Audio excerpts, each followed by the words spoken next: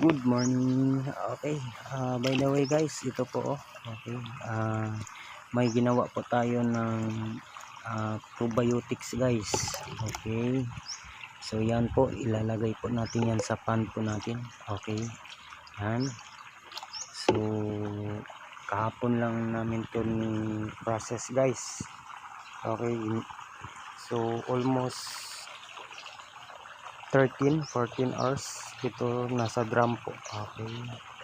So ang ginamit natin dito guys, molasses at saka yung may ginamit po tayo na powderize. Okay. Yung pang pispan po natin na powderize. Okay. Yan. Okay.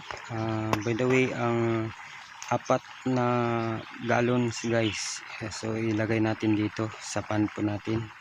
So yan. So yan. So naka-ready na po yung paglagyan po natin. So yan. So mamaya. Okay. So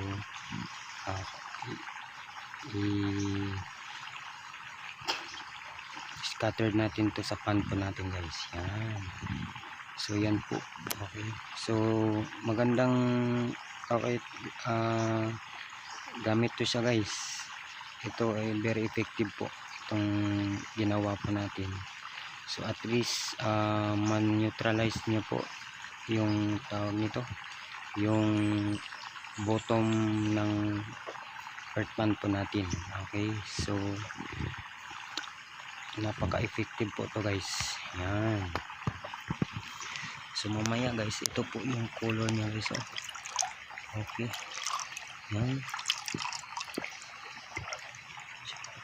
Dalawang ingredients lang to guys, molasses at saka yung tinatawag nating powderize. Okay. So along the way guys, malalaman nyo kung ano yung powderize na ginagamit po natin. Actually, lahat po ng probiotics na available po sa store, saan po, Luzon, Visayas, Mindanao po, itong ginamit po natin is mabibili po natin. So maraming nakasubok nito guys, pero hindi ko po alam kung ano po yung output sa iba ng ano. Pero sa akin po effective po itong ginamit po natin. So mamaya, okay, papakita paano natin to gagawin, anong activity natin. So paggamit po nito, so mamaya ipapakita po sa inyo guys kung ano po yung paano po namin to ilagay sa pan po namin. Okay. Neutralize to guys, neutralize yung pan, ang pan bottom po natin. Okay. So yan po. So yan po yung mga stop natin. Okay. Yan. Okay. So nasa ilalim po yung stop natin guys. Okay.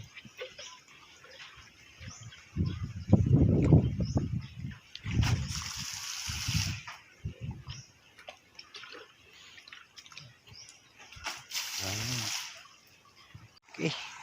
So guys, transfer po tayo sa panto po natin. Okay.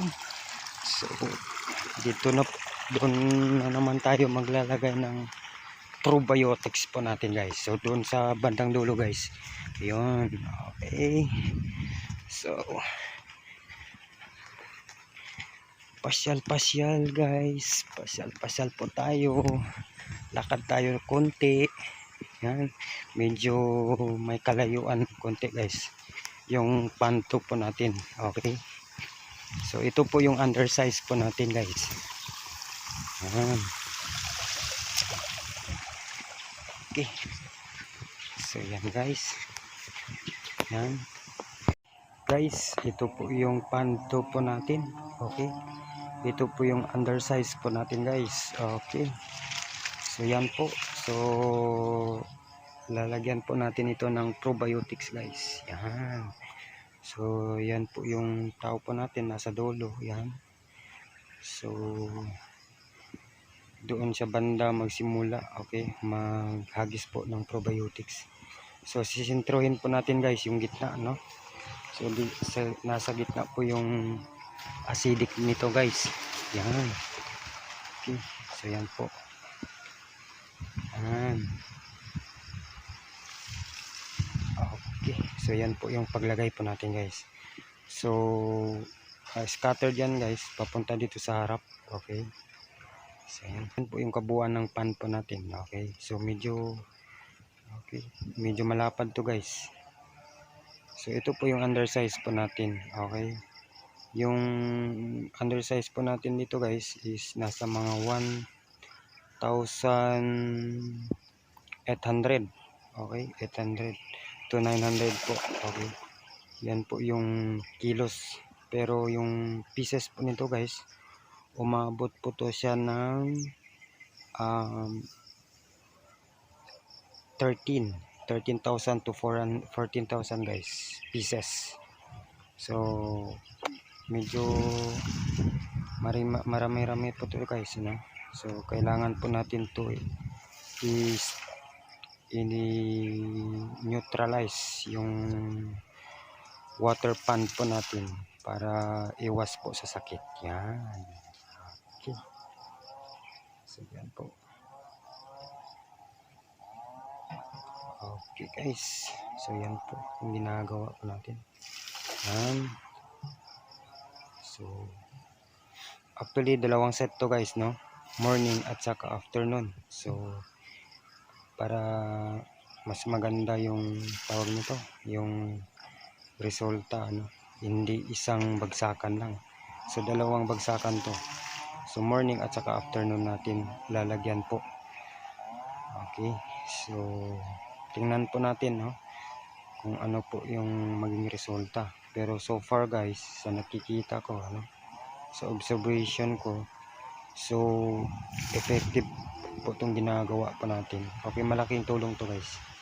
Okay, so yan. Okay. So yan yung mga isda po natin guys. Oh. Yung kanina hindi po natin nilagyan, okay, ni tapunan ng probiotics yung pan po natin. Wala po tayong isda na medyo madalang lang po yung isda nakikita po natin na gumagalaw yung tubig. Pero ngayon guys, okay, so napakalikot nila guys. So effective talaga tong probiotics na nilagyan po natin yan. So yan po. Okay guys, so napakaganda po. So patapos na po. So guys, so tapos na po yung dalawang pan po natin nilagyan ng probiotics. Yan. Okay. Okay guys, so tapos na po yung paglagay po natin ng probiotics. So yan po yung galaw ng isda po natin. Okay, so thank you for watching. Bye bye.